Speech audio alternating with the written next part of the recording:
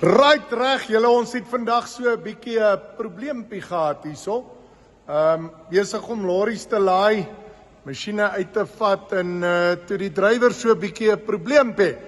Ek sien die drywer is sterk op pad om my hek raak te ry en ons het mos 'n Toyota forklift met Jones masjiene sign op. Julle, dis 'n Eysterons forklift.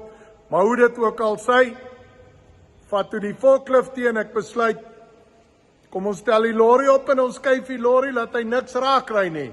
Right reg!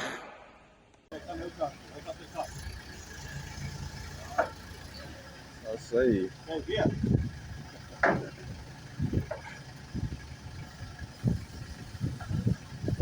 wil jy skuif gou 'n trokkie hier, met 'n Toyota gelukkig. Dit is 'n teen teen hierdie muur, like as hy's al 'n half meter weg.